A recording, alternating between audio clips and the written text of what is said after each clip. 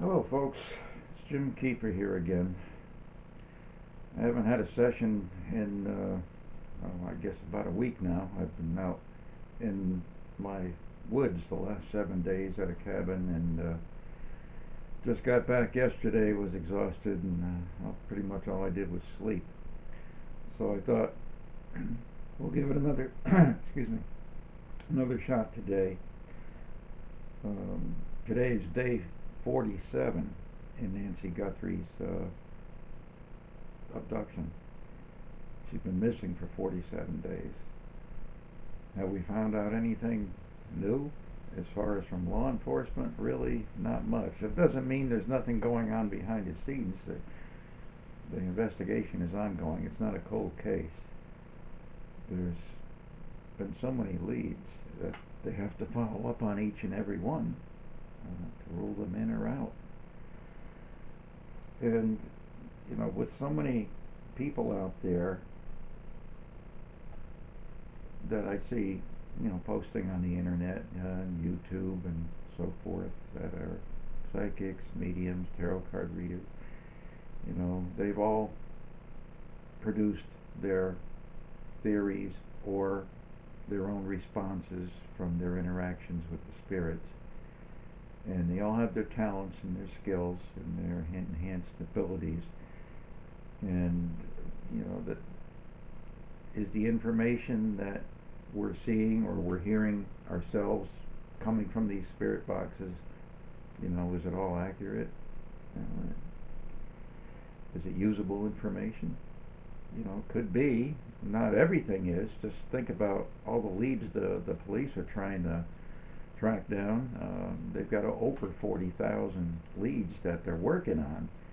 And anything that gets called into them or reported to them, they have to research it and track it down and rule it out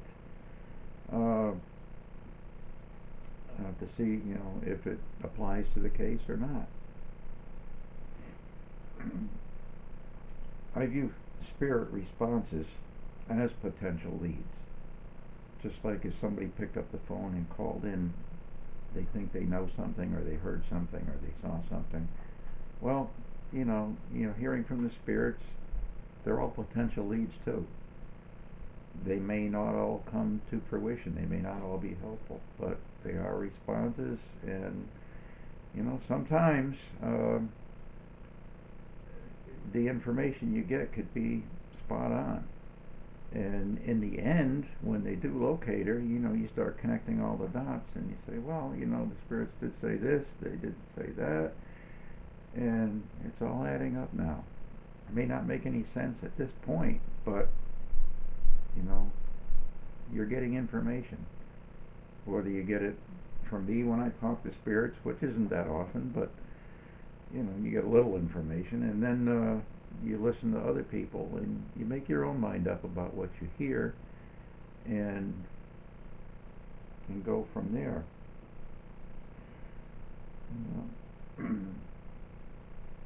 Takes you think about with the police, they've got over 40,000 leads. It takes a massive amount of manpower, man hours, days, weeks, months to track down all these leads, this information they have to look into.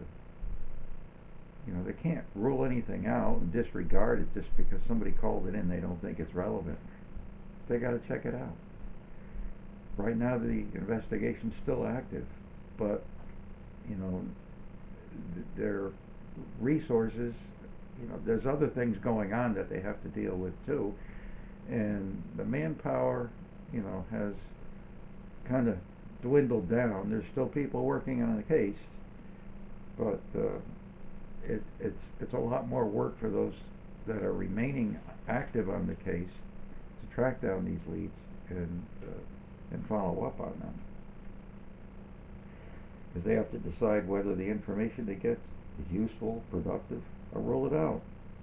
And if it's not connected to Nancy's disappearance, well, so be it. It's the same way with the information from the spirits. They have to look at everything. With spirit communication,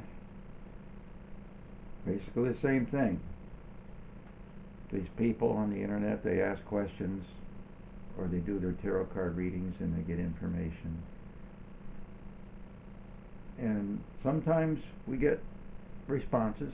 Especially if you're using a spirit box, you'll hear something, and sometimes you can make out what it is being said, and other times it's very difficult. They do have a habit of talking over each other. So some of the responses I get, I understand. Many I don't. And that's why it's good at times to ask the same questions, because you may get different responses. And even if you don't, you get the same responses, at least that's a confirmation of what they've been telling you.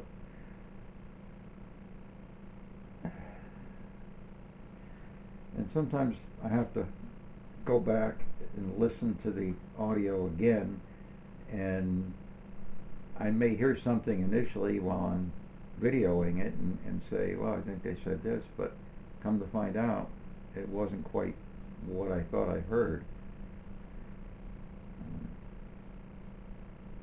The messages that are received by the people who interact with the spirits,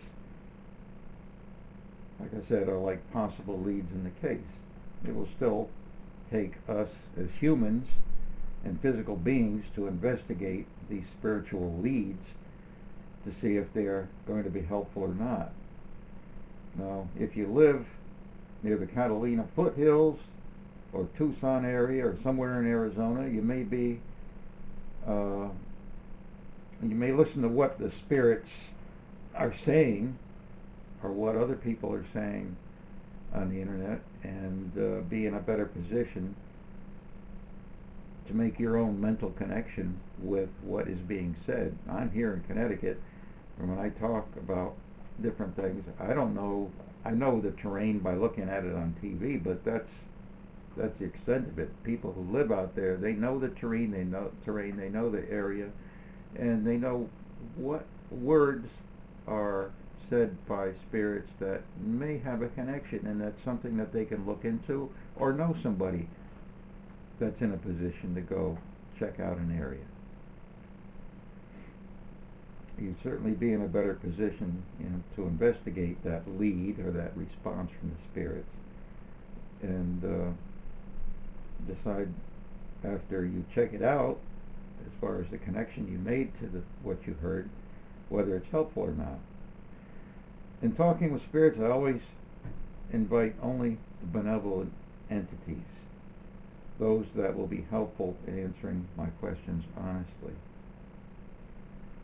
But I've come to the realization too that even in the spirit world, there are those entities that tend to dominate over the helpful spirits and try to exert control over them. I often hear in the background, and it's often a male voice that says this. They're saying, don't do it, you don't know anything, don't tell them, don't say it, or something similar to that effect, and they're trying to control the more helpful spirits and keep them from providing the useful information. So that's why sometimes it's hard when you've got multiple voices, and I don't have the audio equipment to separate the voices to know exactly what they're saying, so I have to keep listening multiple times and try to guess what they're saying.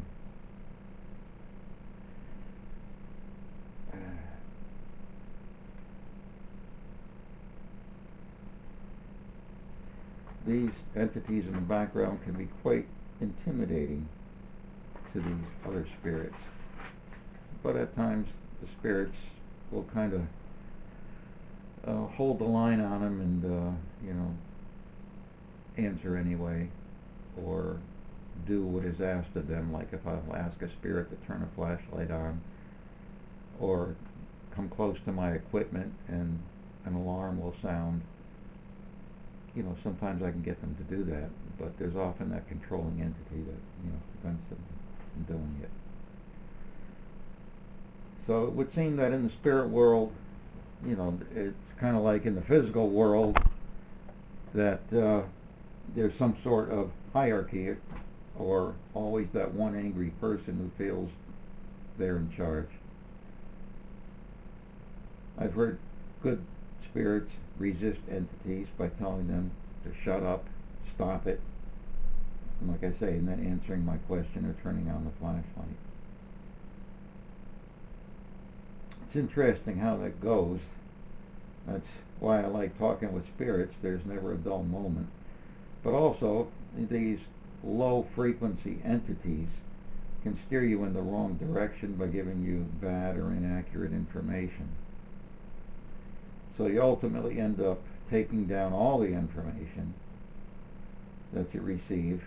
You got to hash it out, think for yourself, what may apply, make a mental connection, especially if you're in that area where we're talking about this investigation, and investigate to see what responses are accurate and which can be disregarded.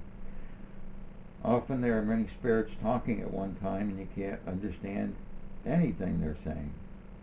And that's when I remind them, they need to settle down. They're talking over each other, and I can only understand one at a time.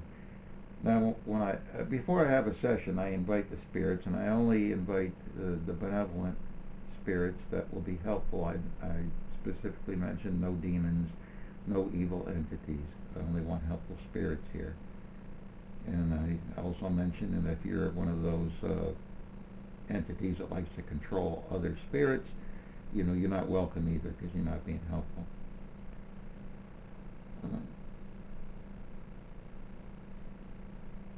You got to remember, you're not talking to physical beings. You're interacting with the energy, which is the consciousness of our soul. When they were alive at one point or more, and we are alive right now, we have a soul. It's a conscious soul that makes us aware. Energy.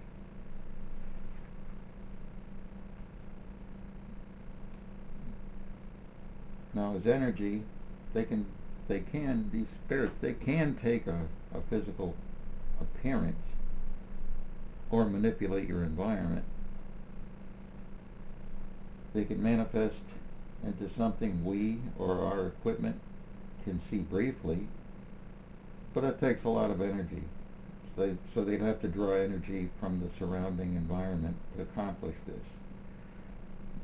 That's why sometimes you'll feel a sudden drop in temperature. It'll get cold all of a sudden in a room where there's no reason for it getting cold. Temperature drop. You have batteries in your camera or recording equipment, and you put fresh batteries in, and then a few minutes later they're dead. So they do drain energy from where they can from the environment around you, and that includes even us ourselves. They can deplete your own energy sometimes. Sometimes after a session, I can feel pretty exhausted. So spirits don't exist in physical form. It's all energy basically, and a consciousness or an awareness that energy possesses. Memories as we are alive are imprinted on our soul, and that's throughout our lives. So these memories remain after the physical body has died and the energy continues on in another form. There's no actual physical form, though they, as I said, can manifest to a form you can recognize, given enough energy and the desire on their part to do it.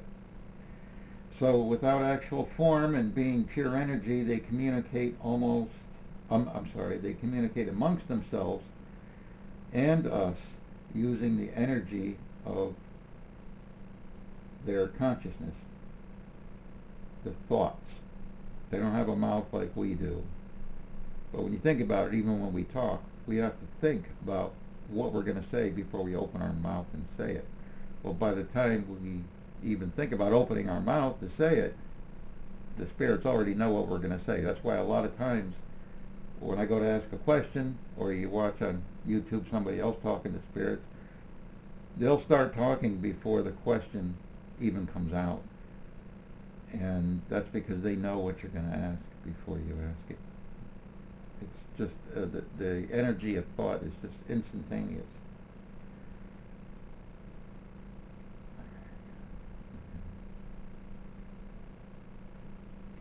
Now, we don't have to use our mouth to talk to, or to transmit this energy of our thoughts. All we have to do is think it. So if you're thinking of someone that has passed away, they know. You don't have to talk to them out loud. They know you're thinking of them. And they will send signs. You just have to be vigilant for the signs and acknowledge what you see as true signs from them.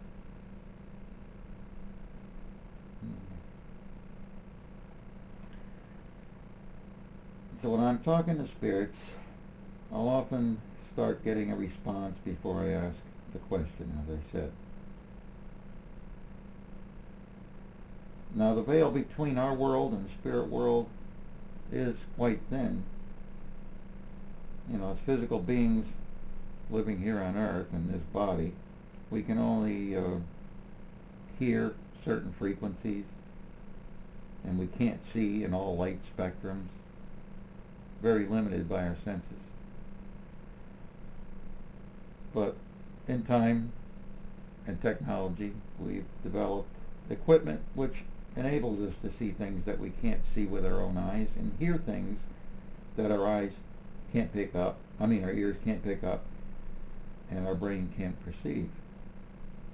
But with the help of equipment we can do that, and that's why I use a spirit box and a spirit app, because the spirits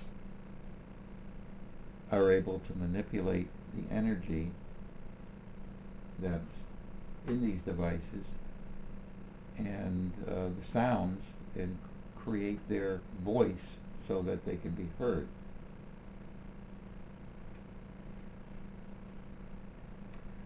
Now the energy of the soul, like I said, it's just pure energy.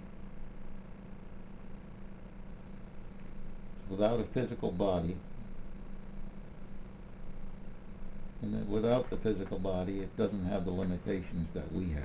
And so, unlike us, we can't pierce the veil with our eyes and ears. We can't see who's passed away. We can't see that soul of the individual that passed.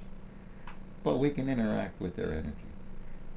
On the other hand, the spirits, being energy, they don't have those limitations. They can readily hear our thoughts. They know what we're thinking. They know what we're doing. They can see into our world. They can interact with us, given energy available to them, and the ability on their part and the desire to manipulate our environment.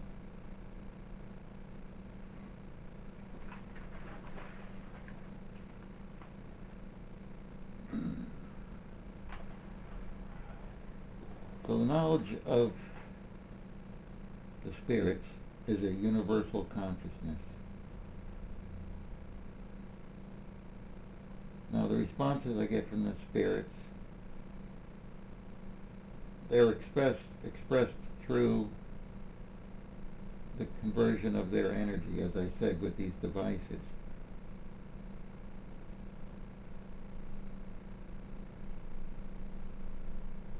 Now the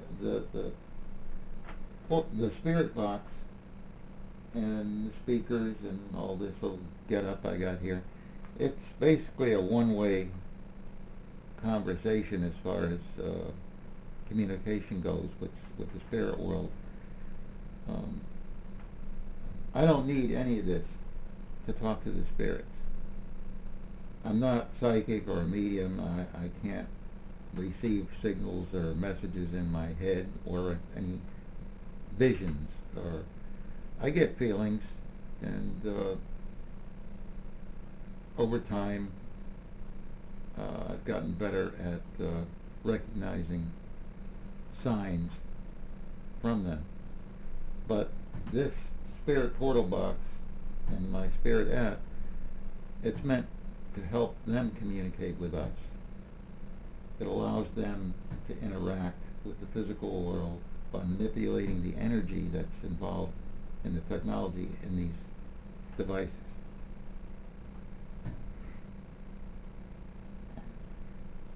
So they know they can be understood when they communicate and manipulate these devices, that we can understand them.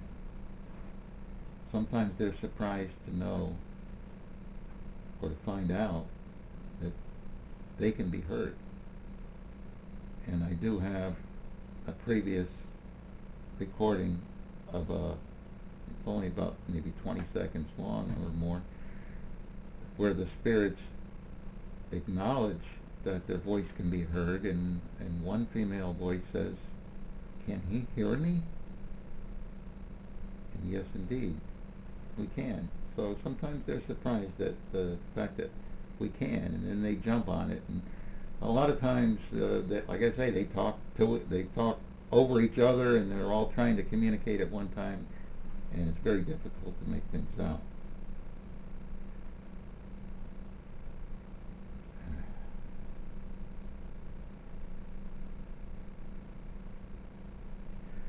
So the bottom line is the energy of our thoughts alone are heard and understood by the spirits.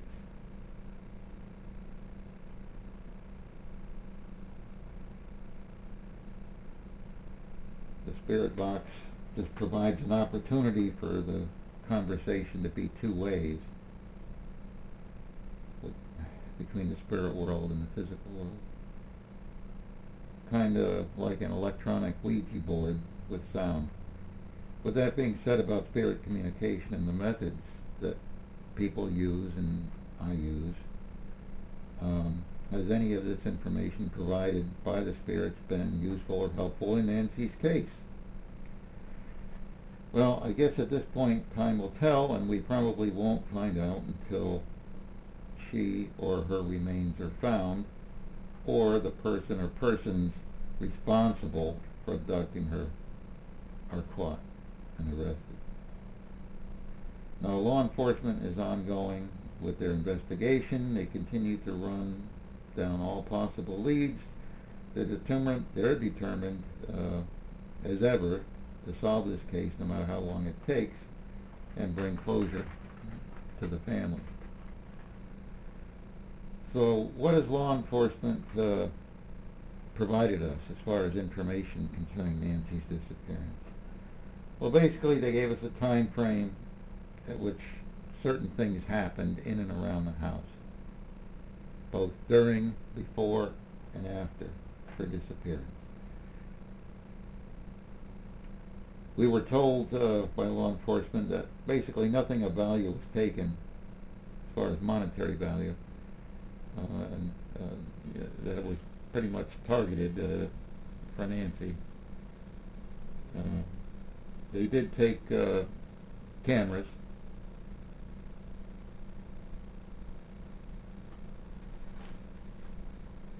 Now they told us what was basically left behind, which was her phone, purse, valuables, hearing aids, her medications, and other things of monetary value were all left behind. They showed us photos and videos of the broken floodlight, and they showed us videos of the blood that was on the porch. Nothing was shown in the house, no pictures inside the house, no evidence of any struggle that they can detect as far as they haven't said anything about that. They said no evidence of struggle, no blood in the house. They did find blood on the porch. We saw that. They said it was Nancy's. They also said the blood was on the driveway. So likely she was carried out. And again, the person that was there had help. Yet there was only one person inside that house, because the more people you have in a house, the more chance evidence is going to be left behind.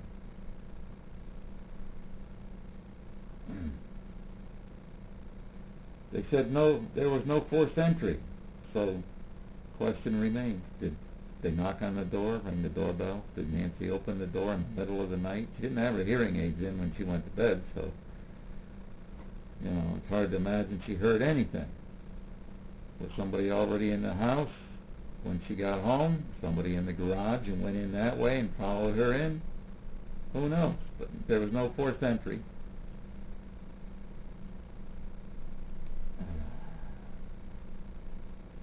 Now, the video also provided that they showed in the video the one masked individual at the front of the house on the porch there, where the doorbell was, and the camera. And of course he was masked, gloved, armed.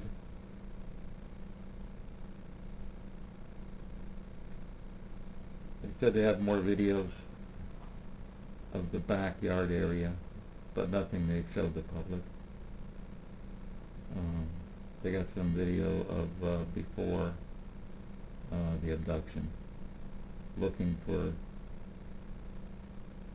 workers in and around the house, which they did observe, but didn't, as far as I know, didn't find any issues related to people that were there legitimately working for her. The family has been cleared.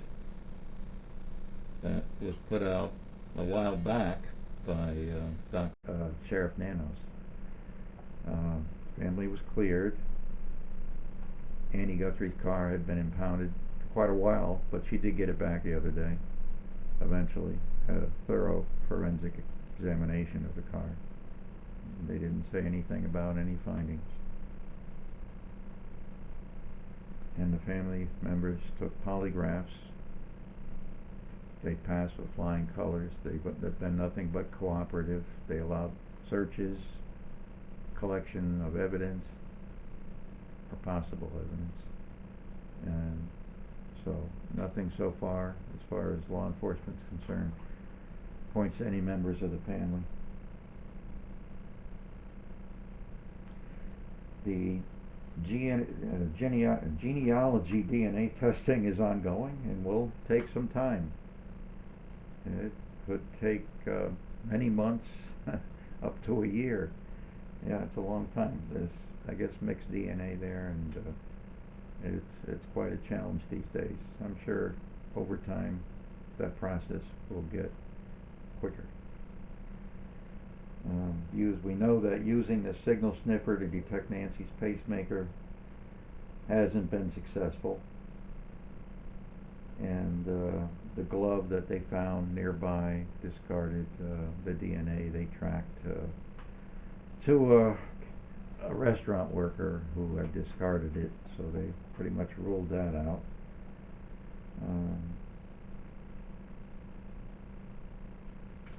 They do believe more than one individual was involved. They say while it's possible that only one person was, it's more likely there were more. And that means, that's the whole purpose. The guy had what looked like a walkie-talkie with him on the porch to communicate with the one individual in the house. That just means it's going to be more difficult to keep this a secret. One person can keep a secret. You have more than one, all bets are off. Something's going to happen sometime down the road where that secret's coming out. When more than one person knows, there's going to be a lot more that know. Even something, and all it takes is one lead, one small hint.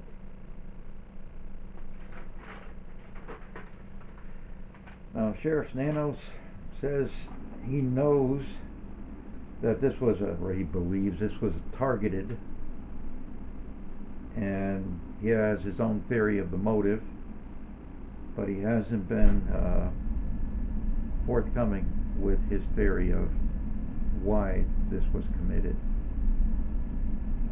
He does believe Nancy was targeted, though. At the same time he put that information out, he's telling the public that yes, this person or people, they can strike again, so lock your doors, be aware of your surroundings, be vigilant, and don't let your guard down. So just what is the motive, and why was Nancy the target? And is there a particular high-risk group that needs to know this information to better protect themselves, other than just locking your doors and being vigilant? I mean, he's not being too precise here, but maybe he's trying to, protect the investigation. So all the news vans and news reporters that were lining along the road in front of Nancy's house, they've all gone. Again, the case remains open and active, and there's still investigators that report on this daily, and as they get new information, sometimes multiple times a day. One of them's Brian Ennis, I believe his name is. Anyway, he's very good to listen to. I would recommend you tuning into him. He posts every day, sometimes multiple times a day, even though he's no longer around, the area of Nancy. He still will not give up on this case. And so far, despite multiple legitimate search organizations that have offered their help free of charge to Sheriff Nanos in the investigation to go search various areas of the desert and the foothills and use all their equipment, their search dogs, and everybody's trained. They've got high-tech equipment to help with this. And so far, Sheriff Nanos has not authorized or allowed this to happen. Not exactly sure why, but I do feel at some point in time, when all else fails, he's going to agree to it. So what have the spirits been saying anyway? Well, basically, at this point in time, and probably not long after she left her front door, that Nancy is with them in the spirit world. They said Nancy is buried, but barely below the ground. They said that when she did leave her house, she was barely alive. They said that the blood that was seen in the videos of the porch, they haven't shown the videos of the blood on the driveway. Probably hard to see with the gravel and so forth, but it was detected. It said the spirit said the blood was a result of a blunt trauma, being hit by someone.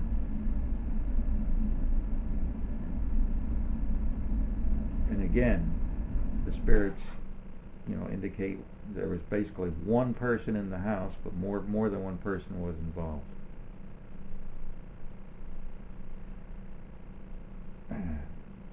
Spirits also said that the person involved, or at least one of them, knew Nancy. Nancy knew him, that they were on a friendly basis or an acquaintance basis, probably through visitations, employment there, doing some jobs for Nancy. Don't really know the extent of the friendship, other than the fact that she was knowledgeable of this person, and even though he was all disguised up, she probably did recognize his voice or some mannerisms in him at the time of the encounter. And at least when they got to the front door, that created a struggle which had to be dealt with by the person abducting her. Spirit said there were up to 3 people that were involved. You can figure definitely 2, but spirits are saying 3. The spirits are saying the car, they didn't say the type, but they did say it was blue in color, and that it may have out-of-state plates on it. Now, they did say the person at the front door has tattoos on both of his arms, and definitely behind the left ear, probably going down the neck.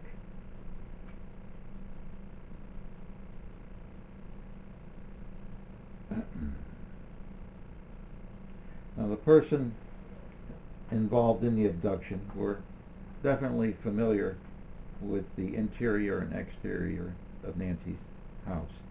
They had been there before, possibly for legitimate reasons initially, and then afterwards just to firm up their plans for how they were going to pull this off.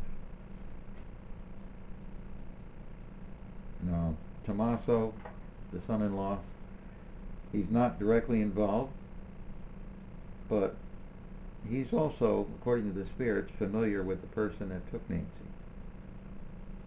How he knows this person, I don't know, but you suppose, you know, over time anyway, he may have inadvertently given out information to this person. Harmless information, he thought, but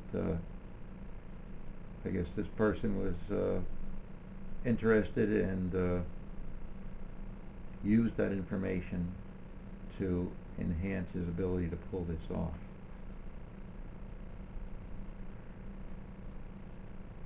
The spirits, in addressing where Nancy's body may be located, once again, the word horseshoe comes out a number of times. So that's not a new response. So that's something worth keeping in mind. And whoever knows the area or areas down there, you might make a connection. Or maybe there's a horseshoe laying on the ground to mark the area. An old rusted horseshoe. Who knows? They also mentioned a precipice, an old tree. There's brown tree branches around it. Mentioned the word end, dam, that there was some vegetation. And that's number 7723, specifically attached to Nancy Guthrie. There's got to be something to it. I don't know what that means, but it's definitely it was Nancy Guthrie 7723. So there's something important attached to those four numbers, whatever they might be, whether it be license plate, phone number, street address. I don't know.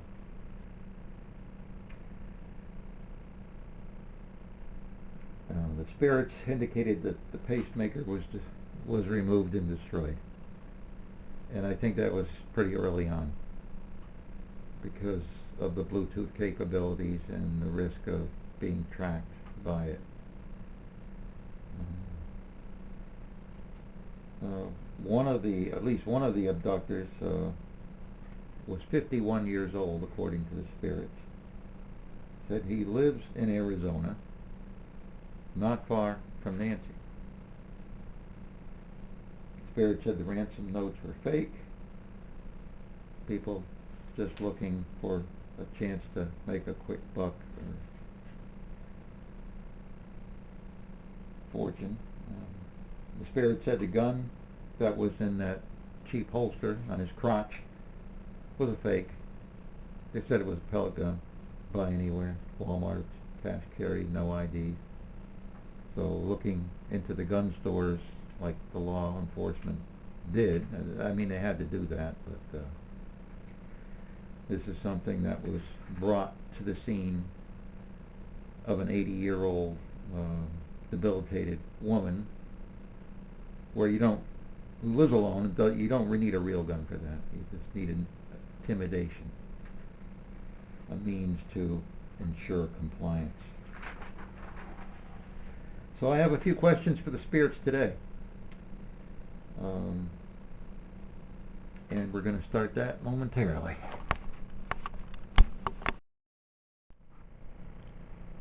So spirits, I thank you for coming today.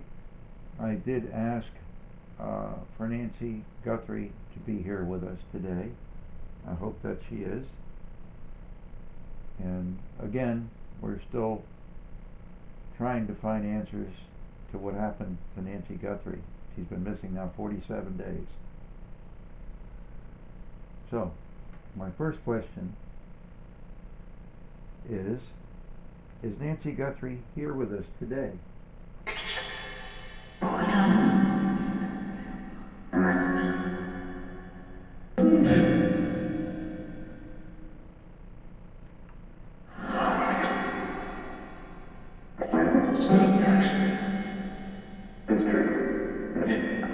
It's true.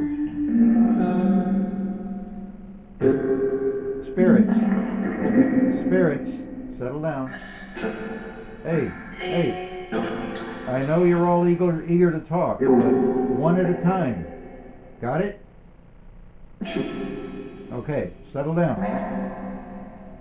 All right, is Nancy able to speak with me today?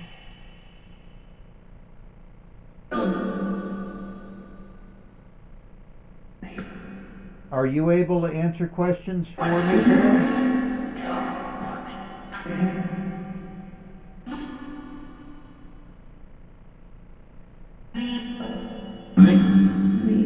Nancy, do you know what happened to you?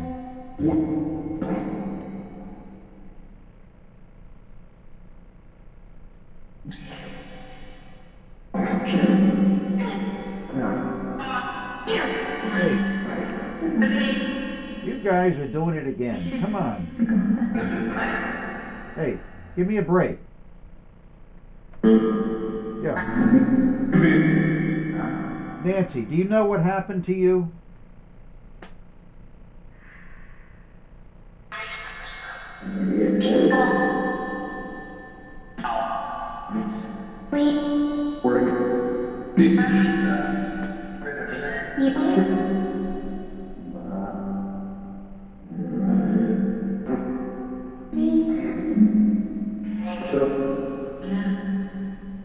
Nancy, do you know who killed you?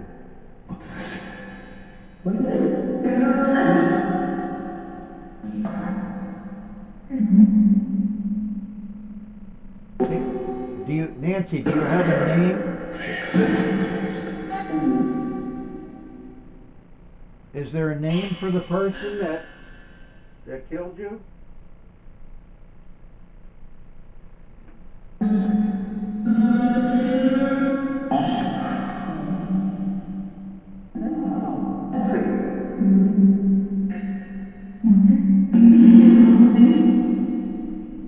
Because at this point in time, most people are assuming, even though some are hanging on the hope, you know, that you passed away, you've been killed.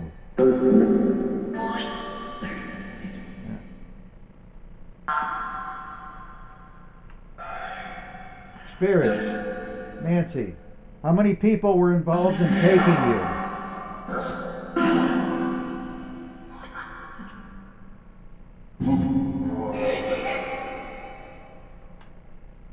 How many people were involved in taking you?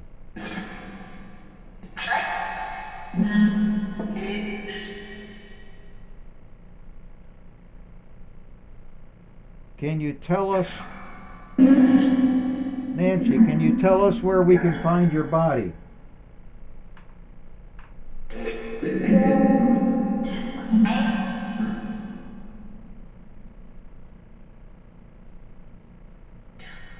Nancy, are there any landmarks around where your body is that we could recognize?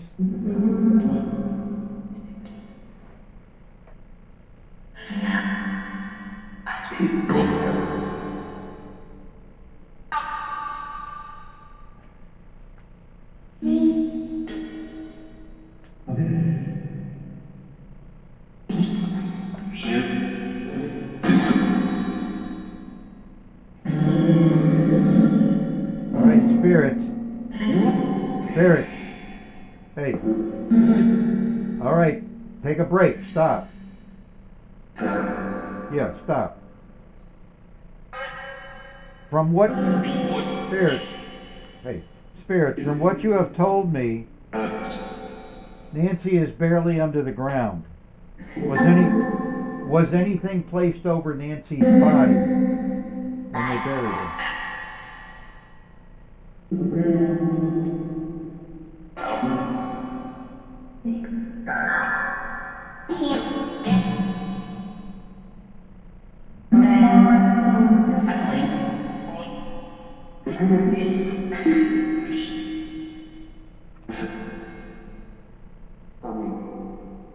Nancy,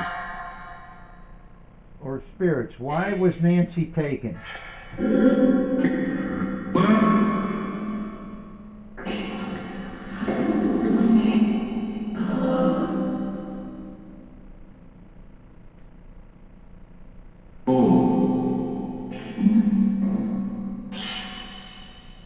All right.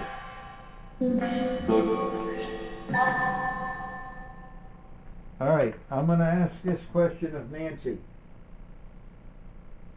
I don't need everybody chiming in. I don't know why you're so noisy today. I talked to you guys ahead of time and told you not to do that. And that's what you're doing. Now settle down. I'm asking Nancy. Do you have a message for those that are out there trying to find your body?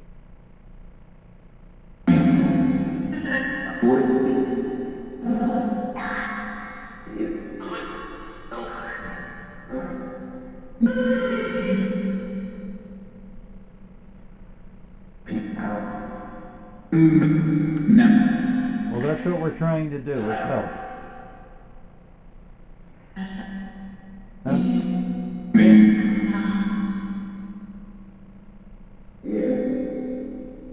Now, Nancy Guthrie, do you have a message at this time that you'd like to pass on to your family?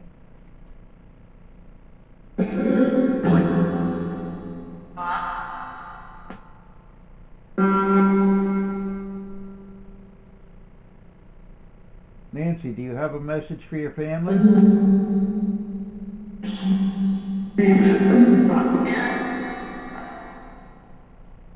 I know, once again, I heard miss you.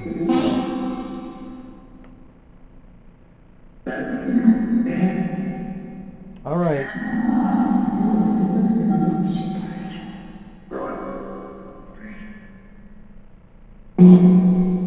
All right, spirits, I'm going to put you on hold. Is that okay?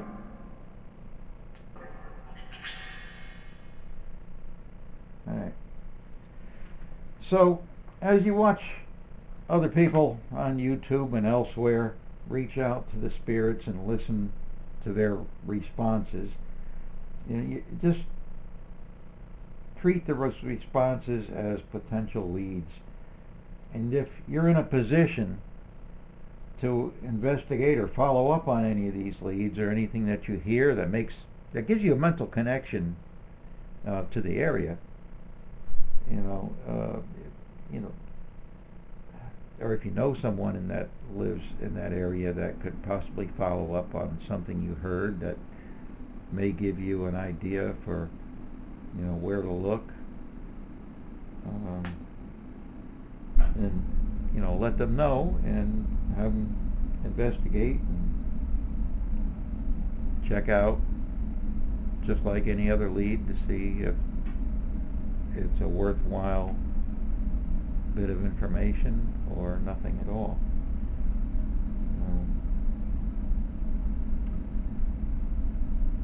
So we won't really know until Nancy's found, and at this point, who knows, out in that area, it's possible you may never find the body.